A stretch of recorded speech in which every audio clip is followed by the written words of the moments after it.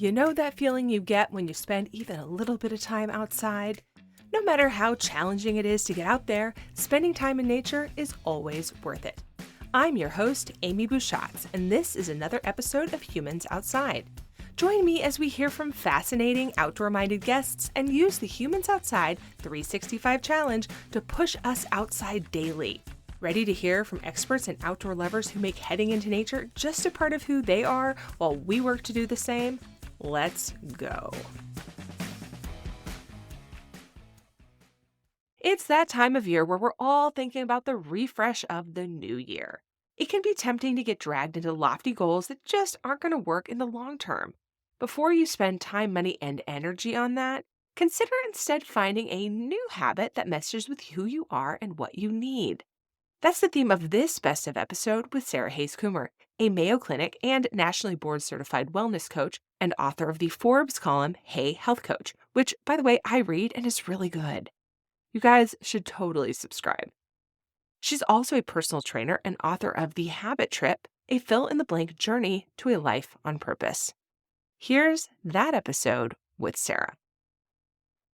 Sarah, thanks so much for coming back again to Humans Outside. Thanks for having me. I am a big fan of your work, big fan of spending time outside. So thanks again for having me. So if people have heard your last couple of episodes, this might be a little bit of a repeat, but just in case, we're going to do it again. We start our episodes imagining ourselves in our guest's favorite outdoor space, of course. Where are we with you today? Well, I hate this question because I have too many answers. So I have a back porch that is probably my favorite place. It's sort of surreptitiously described in the final chapter of The Habit Trip. And it's a screened porch, which for the deep south is very important in the depths of summertime. And it's got skylights and succulents and just lovely. But my place that I pilgrimage to, my place that I really always go back to is at the top of Griffith Park in Los Angeles. I go back every year, multiple times a year. It grounds me every time. And I'm also a skier. So put me on the top of a mountain and I am happy.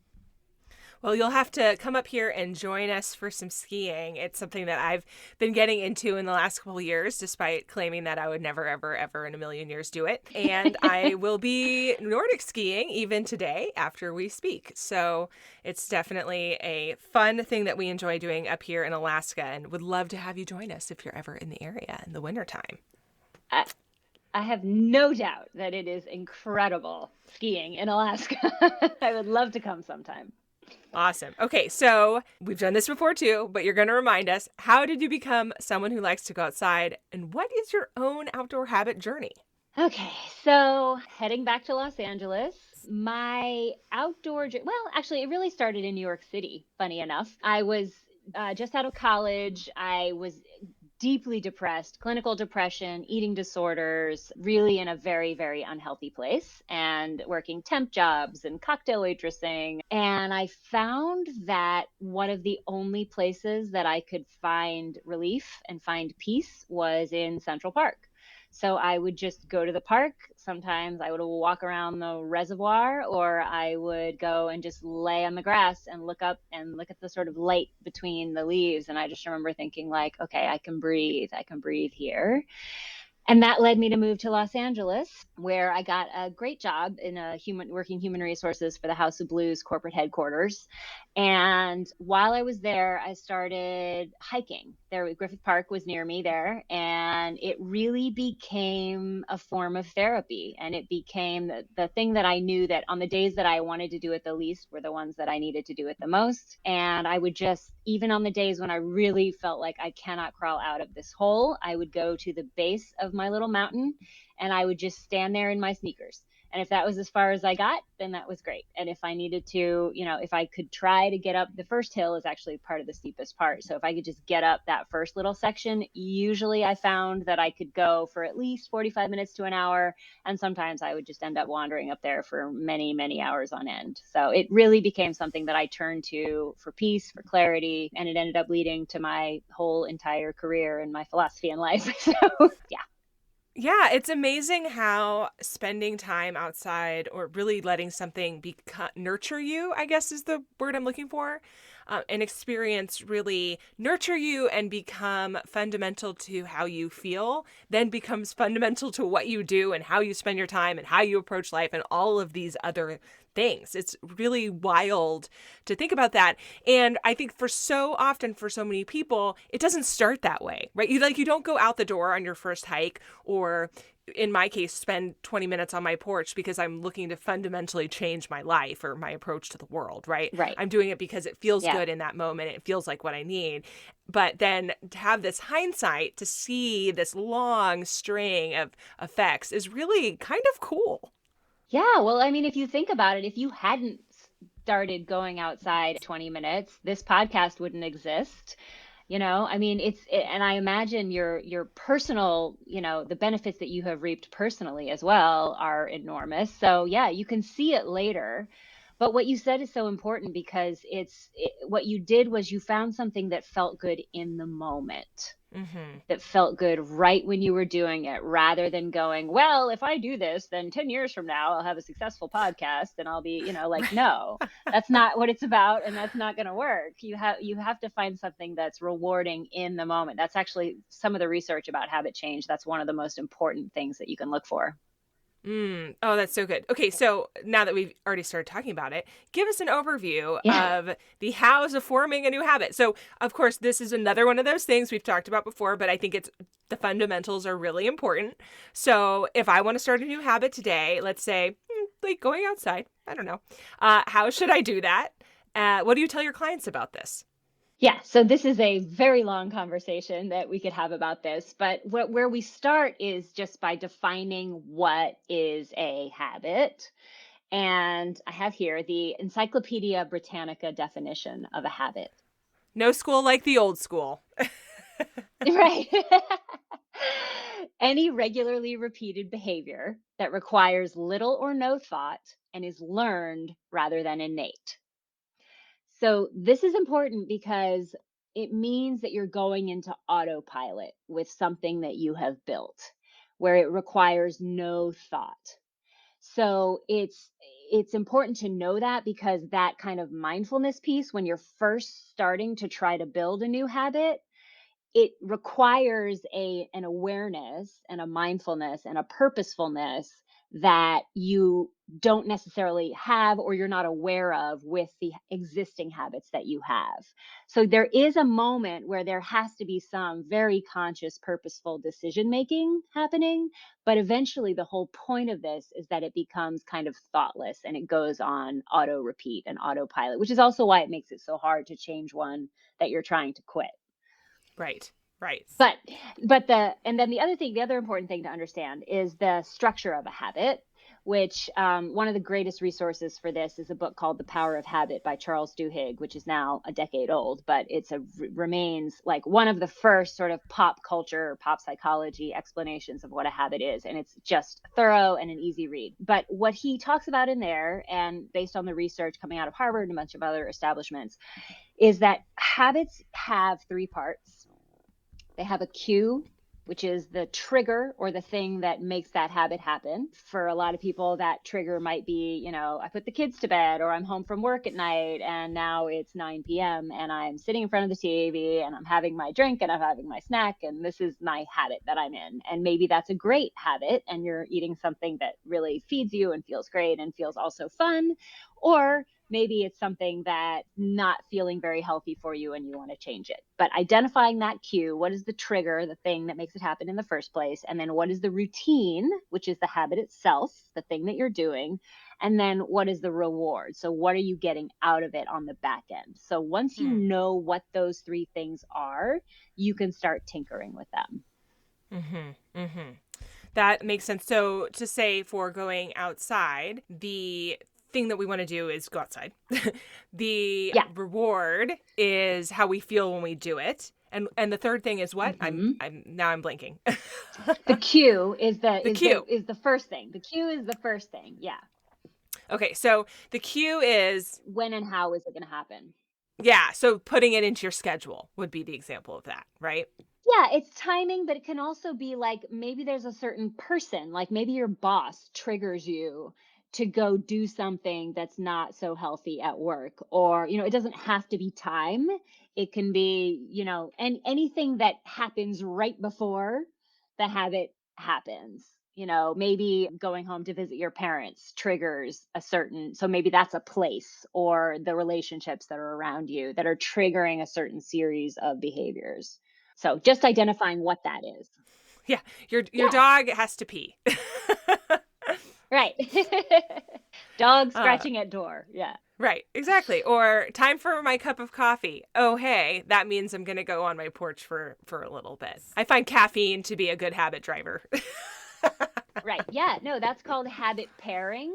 And it's Hmm. one of the most powerful tools you can use is to identify something that you're already doing every single day, whether that's your morning coffee or, brushing your teeth at night. I have a client who was having shin splints and she didn't used to have shin splints and she didn't know why. And it had stopped her from then doing her workouts that was then making her more sedentary, that was, messing with her energy and she was gaining weight. And it was like this whole, talking about snowballs. So what we did was we started having her do heel raises or calf presses while she was brushing her teeth at night. So that's a 2-minute window on brushing your teeth. And then she was also doing the calf presses. And within a few weeks, the shin splints started to go away. And then all the other things started building back on top of that. So if you can Mm. pair some kind of new habit that you're trying to do, like going outside with your morning coffee, that is the best and easiest way to do this stuff. That's especially powerful for something that you just, for some reason, like for some reason, there are things that you just can't remember to do. I don't know if you find this for yourself, but like my physical therapist wants me to do some hip strengthening exercises, okay? They're not hard. They're not even that annoying. They're just extremely difficult to remember. And I remember them when I'm already in bed at night. And so I have found that this is just something that's hard to remember. So if I was to do this when, like, every night, okay, it's dinner time, I'm hungry, 5 minutes of my hip exercises, and then they'd be done. But I have the trigger and then doing it. So for going outside, I think coffee is a great example. Your dog needs to go for a walk is another good example. Maybe I ate lunch and now I go outside or something like that. Would that work? Yeah, absolutely. We have a thing in our house where, like, every night we go in my son's room and he's in the bath and we're just sort of hanging out in his room, kind of chatting with him from a distance. And I'm in there doing my physical therapy. I've got little things, I got a little toe problem happening, which oddly requires all kinds of hip strengthening and, all kinds of things like that.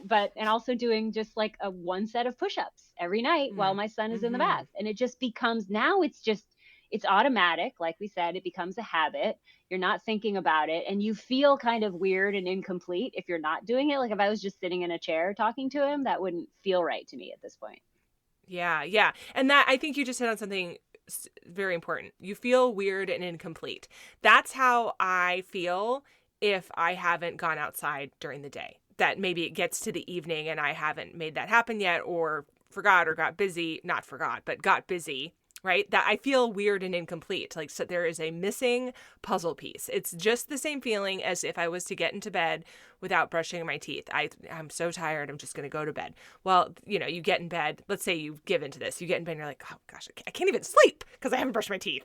And you get back up and do it. And that's the same kind of thing. Weird and incomplete. 0 stars. 0 stars. Yes. And that's how you know that you have established a new habit. Once you hit that spot, you're there. Awesome. That's the goal. Hey humans, just a quick break to remind you that if you want to build your own outdoor habit, the Humans Outside 365 Challenge is a great way to get started. Cool and exclusive challenge swag, including a finisher medal and a decal, is waiting for you.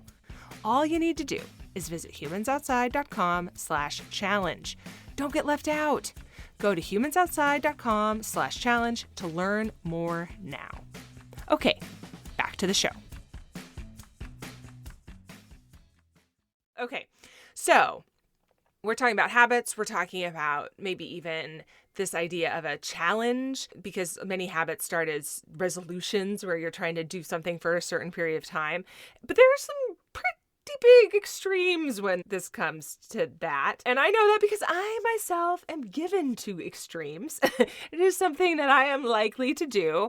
I love the Whole30 diet, for example. I had to talk myself out of doing the 75 hard, which, for those who don't know, is this program with like this laundry list of wellness focused but slightly extreme things that you do for 75 days in a row, because I didn't think it would serve me well, but man, was it tempting. Whew. Okay. But the problem with all of these extreme things is that they're not sustainable. But then again, I do see people doing extreme things as a lifestyle. Like I've met people who do 75 hard, an iteration of it every 75 days, which frankly seems a little bit crazy to me. Okay. So tell me, do you see sustainability in picking a new habit or challenge as being important? And how do you balance that? Why is it important? How do you balance it? So this is a wildly individual answer. Everybody is different. Some people really thrive on setting these huge goals and striving for them day after day after day. Often, if you're going to do that in the context of a challenge, so you've got the whole 30 or the 75 days, some people really enjoy, like, I'm going to just pedal to the metal for this period of time, and then most of the time they kind of just fall off and just go and do something else after that, which is fine. Some, like I say, like, you can jump from thing to thing to thing, or like you just said, people can do the 75 days and then they can decide another 75 days, and then at that point it's almost like, is this actually a lifestyle? Like, is this just how you want to live, or are we doing a challenge? What's happening here? So I think that the question that people can ask themselves is, like you did with the, what is it, 75? 75 hard. Whew. Yeah.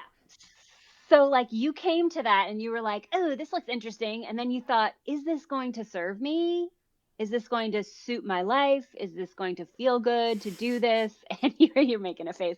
And it was like, "No, it is not. It's too much. It's not going to feel good." So, if people can just get realistic with themselves, how have these things felt in the past?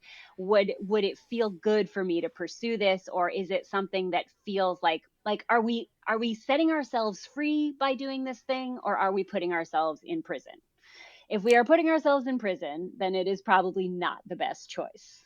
So it's Hmm. really, people have to ask themselves as they come to each, whether it's a small habit or whether it's a big challenge that they're trying to conquer, just really asking themselves, is this going to serve me and my life? I think there's something else important here, which is making this you focused and removing any sort of, I don't, moral imperative almost of whether it's good or bad to do this, because it is so easy to have self-judgment when you decide something's not for you, that everyone else seems to think it's for them, and why can't I do it? Well, it's not that you can't, it's that it doesn't serve you and that it's not for you. And that's not a judgment thing or a shame thing. It just is who you are, and that's okay. Yeah, absolutely. And I find, I mean, I sort of specialize in working with nonconformists, and that because I am one myself, like, if everybody's doing something, I'm like, no. No, I don't want any part of that. And sometimes that doesn't serve me either, because, like, oh, well, what if it could actually feel really great if I did that? So, yeah, I would just say, kind of spend a little time leaning into your inner nonconformist when you're trying to make these decisions, and then you'll know more truly whether it's suited for you or not. Mm. So, how do we ease into a new habit, focusing on that gentle guiding ourselves to success or the things we need? How do you lean into that? So, yeah. So again, and for some people, this sort of gentle small habit thing can also be frustrating because they want to make big progress really Mm. fast. And that makes sense. And so I think it's important to have an idea of, like, what am I actually aiming for? What does Mm. wellness really feel like to me? What would that mean in the rhythm of my day? What would that mean as far as the sort of challenges that are now getting in the way of that, whether that's like time and scheduling and work and family, or whether that's more like physical ailments, chronic pain, indigestion, insomnia, things that are physically taxing, that are preventing me from doing what I want to do. So if people can identify, like, this thing feels like it's going to improve my quality of life, then that thing can become the base of what will ultimately be a really solid pyramid where you can build the things on top of each other. So it's not that this tiny, gentle habit is the be all and end all, and that's where we're stopping. But what it can do is begin to improve your energy, your focus, your quality of life, reduce your pain, creating space for you to be able to see what layers you can build on top of it to ultimately achieve that goal that you're looking for. So you're ending up sitting at the top of that mountain or at the top of that peak of the pyramid that you're building. So it's a solid baseline to first think about that. So you're identifying what is urgent for you, and then you're coming up with what I call a menu of options. So you are just going to throw some paint at the wall. Like, if this is the problem that I'm having, I'm snacking every night before I'm going to bed and it's really feeling like wildly unhealthy, then what are the other things that I could be doing during that time that I can just throw onto a list? It could be anything. It could be take a bath, it could be call a friend, it could be eat, a giant bowl of popcorn with a smaller bowl of ice cream, or like, it doesn't have to be that you're restricting yourself. It's really like, what would feel good? What am I curious to try? What's interesting to me? And then once you have identified what one of those is, then you can just kind of play with it and see. That's where that awareness piece that I was talking about earlier comes in. And I find it's helpful. I have a tool called the AID approach. It's a little acronym that stands for awareness, interruption, decision. So you want to, when you're approaching, when the cue happens, right? You know what the cue is. And then you need to physicalize awareness. And that's what the interruption is. And that's where I use something called a gap ritual, which is literally just a physical gesture. It can be anything from, just putting your hands together and kind of taking a deep breath. It could be, I have somebody who hangs upside down on the sofa, like she hangs her head upside down, just to kind of put herself in a position where, like, oh, I'm going to pause here and then I'm going to make a decision about what I'm going to do. I have somebody who does a set of push-ups or a plank position. You can go outside and take a deep breath. You can, run your hands under cold water, a million different things that you could come up with that allows you to take a breath, think about what you want to do. And then if you want to do the old thing that you're trying to quit, then you can do that and actually do it on purpose, really enjoy it, and then decide if that actually feels good or not. And if it doesn't, then you can start sort of picking from your menu of options. And what I find is that once people they get bored or they get curious, eventually, if they keep giving themselves this opportunity without the guilt to choose one of these other options, then they can start to do that. And then once you do that, you're starting to teach your nervous system that there are alternative ways to get the reward that you were getting from the other thing before. Hmm. So let's say you have decided that you want to go outside every day, but you have a problem, which is that when the weather is terrible, raining would be my pick. I don't like rain. When it is raining, not so much with going outside. Instead, you are very tempted just to sit on the couch. In this example, you would have a decision point where you said, I'm going to do this every day, and now I don't want to because of the rain. And you would disrupt that by doing one of the gap things that you just mentioned, or some other example of that. And then you would give yourself some options for completing the task that are maybe more pleasant. So let's say going outside, you were going to go for a run today to do your outside time, or you were going to go for a hike, but it is pouring rain. 0 stars. I hate running in the rain. Okay, so now you say, okay, I still want to do this thing, which is going outside. What are my other options for making that happen in a way that is more kind to my nervous system? So I'm thinking, like, you have an umbrella. One cannot run with an umbrella. I've tried. So you have an umbrella and you whip that, you bundle up and you whip that bad boy out and you go for your walk under the umbrella for just your 20 minutes instead of going for the torture run. I mean, beautiful rain run. So that would be one example, right? Or you take your umbrella and a cup of coffee, and or you better yet, I like coffee. You go to the coffee shop with your umbrella, get a cup of coffee, and walk around, your town or whatever for a more pleasant experience. Anyway, those are just some examples that jump to mind. In Yeah. fact, maybe I'll do some of them next time it rains.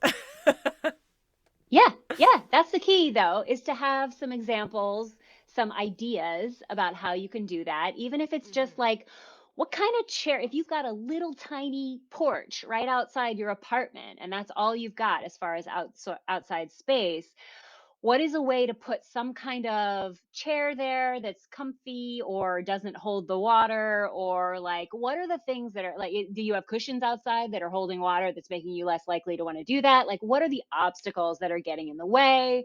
How can you identify, alternatives for those to make quick easy shifts? And I also think it's really important to recognize, like, if you're wanting to make a new habit to go outside and you're running into the problem that rain is stopping you and you're describing this situation of going outside in the rain as a torture run, then that is definitely not the habit that's going to keep you doing it when there's rain.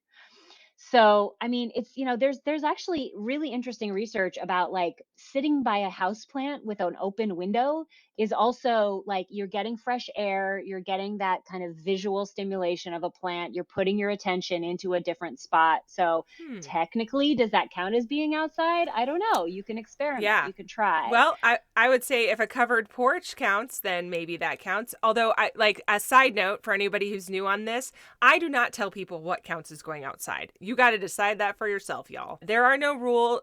There are the rules you make for yourself. Now, for me, would I count sitting by with a houseplant by an open window as going outside? Probably not. But I live in a place that I rarely have very extreme weather events, for example, that would preclude me from safely going outside. If I lived in a spot where there was some sort of tremendous hurricane happening, I would maybe change my tune on that a little bit, right?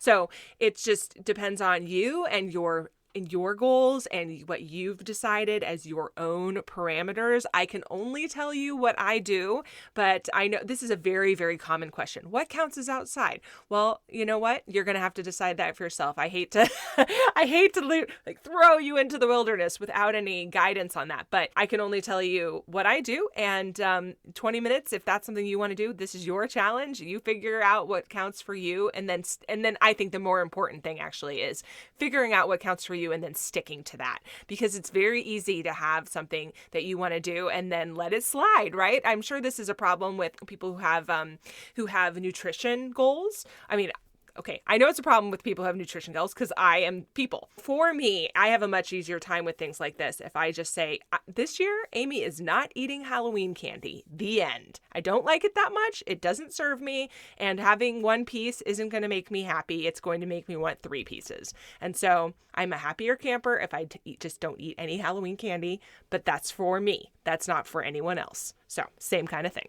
Yeah, but that's tied to your authentic feeling about how it feels to eat the Halloween candy. You're not shitting on yourself. You have observed, like a Oh, yes, I have scientist, observed. this thing. I have done an experiment many times, and this does Many not times. serve me. That is a wonderful place to start. Yeah. And like with, going out and running in the rain, for example, if you live in a place where you hate running in the rain and it rains all the time. You live in Seattle, right? So, like, if you force yourself to do that, there's this misconception that do something for 30 days and it'll stick forever, right? Which is based on very, very old research, like 200-year-old research. And what they have found that is the consistency does matter, but the piece of consistency that matters is that the result of what you're doing feels good. If it feels bad, then all you've done in those 30 days is cement your connection with how much you hate doing this thing because you've now forced yourself to do it 30 days in a row. So, finding those alternatives that you can do in the rain that allow you to get outside, maybe even finding, like you said, a coffee shop. Maybe there's a coffee shop with a covered porch if you don't have one, where you can go and sit outside and drink your coffee, and there's your 20 minutes. So, looking for those options that actually do really feel good for you is really important. Yeah, and in defense of running in the rain, I do actually run in the rain. I do not love it, but I do it in moderation because, as you just mentioned, maybe you find that it makes you feel good or not, right? I actually find that some running in the rain does make me feel good, and it has Yeah. benefits outside of that momentary reward or the fact that I'm cold, the detractors that I'm cold in the middle. It has benefits of me feeling like I'm better prepared for tough situations outside of that. And so there are lots of reasons to do things that may not feel super good for you right then. And if that wasn't the case, no one would ever exercise or run really fast or anything like that because of the pain in the moment. But we know that it has rewards after the fact. And so that is something to think about too as you're embarking on a habit journey, is thinking about why am I doing this? And do the things that I know I'll feel later outweigh the sadness of doing it right now? Going back to even just brushing your teeth. If you're very, very tired and you just want to be in bed, those 2 minutes of brushing your teeth might seem like an eternity. But you know that after you do it, you'll be glad and then you'll sleep better. Same kind of thing. Yeah. Yeah, yeah, and it sounds like what you've done is that you had an assumption about what running outside actually meant, and you kept it on your menu of options, and you have continued to try it. It sounds like when the conditions were manageable, and you have started to learn now that you actually don't hate it as much as you thought you did, and that sometimes you actually enjoy it. So that really starts, like we were talking earlier, it starts to change those associations and those neural pathways, and then you've got another option that makes you feel amazing. So it's up to you in that moment, on that day, based on the weather, about what's going to be best. So I wonder how these wellness goals, just in general, but and any specific habit builds on each other, how those things become building blocks to getting you to bigger wellness goals or to helping you learn to listen to yourself in the future. What do you find about that? Is this a muscle that you grow? Yeah, so absolutely. And, like we were talking about that pyramid earlier, where you're starting with something small. There's something called self efficacy, which is a psychological term that means knowing, like a deep knowing, confidence that you are capable of doing something without Mm. a doubt. So that is one of the most important things that you can acquire early in a habit journey, is the knowing that I can set this goal or try this habit and follow through with it for a period of time and discover that it actually does increase my quality of life and makes me feel better. And now it's become a habit. Okay, well, I guess maybe I've built that baseline level of my pyramid. Now I can build on top of that and see what else is going to make me feel good. And over the course of a lifetime, if you build that confidence and you start building these habits on top of each other, you're going to be in a drastically different place in, Hmm. 5 years, 10 years, 30 Mm-hmm. years than you would be if you had spent those 30 years beating yourself up for not being able to follow through on anything, and just learning over and over again that you're not capable, and then giving Mm-hmm. up and then just saying forget it. So Mm-hmm. that's really, really important, and it does get stronger and stronger the more things you build into your life that feel good and that are new. Then you really do start to get that knowing, oh, I can do this. Mm-hmm. Yeah. Yeah. And I think that's true in habits and as you said, in any new thing. That's one of the things I love so much about spending time outside, is that it's given me sort of this gentle on ramp to trying new things, which is not something that I myself before this journey was likely to do. Like, I eat the same thing for breakfast every day. New things, not my jam. But when I'm outside, sometimes trying new things seems like not just a good idea, but just a reasonable part of being outside. And so now I'm trying new sports or learning to ski, as we mentioned. Like, that's something I said I'd never do, and now I do it all the time. That's because I was already spending time outside, and all of a sudden skiing seemed like not an unreasonable idea. But because I have built that muscle and now know that I can do new things. I did this other new thing that one time, so I can do a new thing today, and then give myself permission to maybe not love the new thing.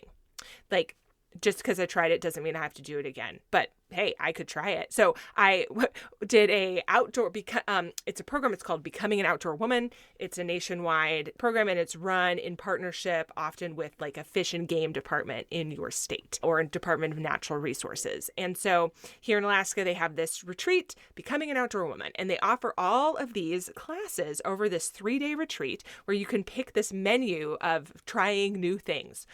For the most part, they're probably things you're not proficient in. We're talking hunter safety, that kind of thing. And so I took a class there in dog mushing, which was super fun. Not something that I regularly do, but I'm so glad I had the opportunity to try it. I also took a class in skinning and hide prep, which I'm going to go ahead and say is not something I will be doing regularly, ever, on purpose. Oh, no. Ugh. But you know what I learned? I can totally What? do that. Totally can. I can do it.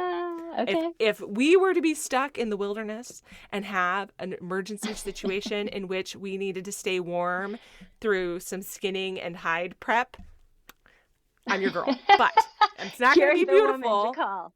That's right. It's not going to be great, but I know how, and I can. I can totally do that. Wow. And that is outside my comfort zone, right? Yeah, yeah.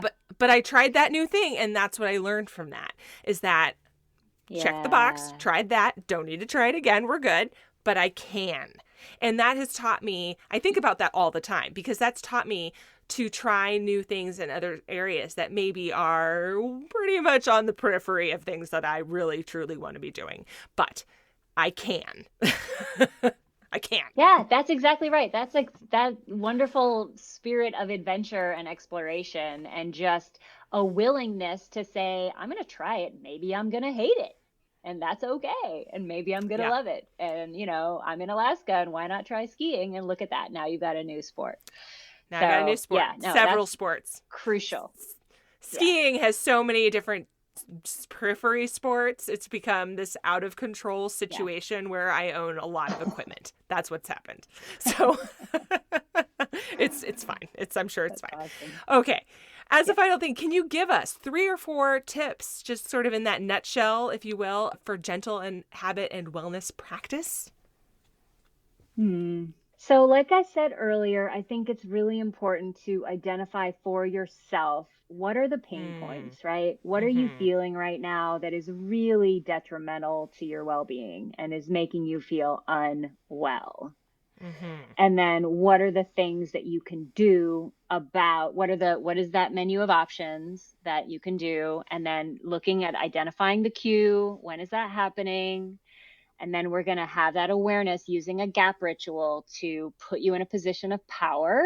So instead of making a rule that you're supposed to follow later in the day, you're just putting yourself in a position to say, okay, here are the many options that I have in front of me, and which one do I want to do today, right? So that is, like an exciting and curious and adventurous mindset rather than an obligatory, frustrated, restricted mindset. So, and then just picking a few and trying some things and seeing if you can identify one little thing that's going to improve your life, and then try to come back to it and back to it and back to it. Because when we're stressed out, right, and our sympathetic nervous systems are all fired up and we're in fight or flight and we can't, like, there's just too much stress and we can't manage it, we go back to our old habits because they're coping mechanisms. They're not flaws. They're just things that we have used to relieve that pressure in the past. And that makes a whole lot of sense. So, what we're trying to do with this process is to identify alternative coping mechanisms that are going to feed us and nurture us a little bit better. So, Mm. picking what those things are, playing around with your options. And then once you find something that you genuinely like, no matter how small it is, I don't care if it is a single push up right before you brush your teeth, just to get that rhythm going and to convince yourself and show yourself that you're capable of following through, stepping outside. We've talked about this in our past podcasts before. Like, if your outside ritual is to simply step outside and take 3 deep breaths first thing in the morning, that is an outside ritual, and it can truly change the trajectory of your day and ultimately Mm. of your life. So it doesn't have to be, I mean, it'd be great if we all had 20 minutes to go outside, but if we're starting somewhere, let's start with, Mhm. if your goal is to go outside, just go outside. And then you can come back inside. Yeah. So finding when is that going to make a difference in your day, getting into that ritual, teaching that sympathetic nervous system that this thing feels good to you and that it's an alternative coping mechanism. And then it becomes, like we started with at the very beginning, the definition of a habit. It just becomes Mhm. thoughtless and effortless. And once you got that, you can build on top of it. That is the goal. Sarah, thank you so much for your time. As a final thing, since we have been having this beautiful conversation on your porch with you, can you describe for us a favorite outdoor moment that you have? Something that you just really like to go back to and envision yourself there and let us envision ourselves there with you? Yeah, so I was thinking about this before because we've talked about this before. And I think one that I haven't told you all about was I was in San Francisco on book tour for my first book. And I have a habit of going using my All Trails app to just whenever I'm on book tour or anywhere else for work or whatever, I'll just kind of poke around and see what's a trail that I've never seen before.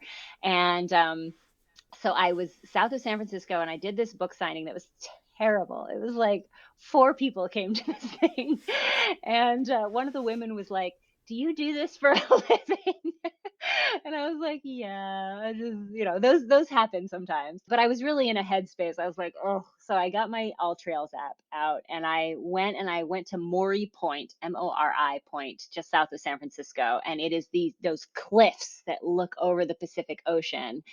And I'm wandering up this trail, just randomly picked this one, and I see this kind of marker sign that says that this is where the film Harold and Maude was filmed, which is an old like cult film from the maybe the 70s. I don't know, but it's one of my favorite films. And I was like, what? And I got this just like full body chills and went up to the top of this incredible cliffside overlook. So just stumbling around the world, kind of exploring the outside, Mm, just inevitably brings these wonderful surprise moments. So that was one. love it.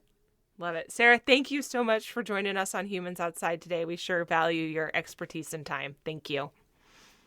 Absolutely. Thanks so much for having me. Thanks so much for listening to this week's episode of Humans Outside.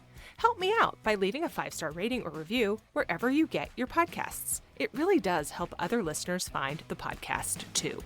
Now, go get outside. Until next time, we'll see you out there.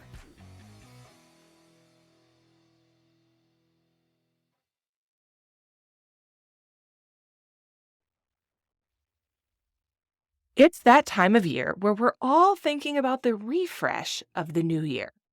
It can be tempting to get dragged into lofty goals that just aren't going to work in the long term. Before you spend time, money, and energy on that, consider instead finding a new habit that meshes with who you are and what you need. That's the theme of this best of episode with Sarah Hays Coomer, a Mayo Clinic and nationally board certified wellness coach, author of the Forbes column Hey Health Coach, which, by the way, I read and is really good. That's the theme of this best of episode with Sarah Hays Coomer, a Mayo Clinic and nationally board certified wellness coach and author.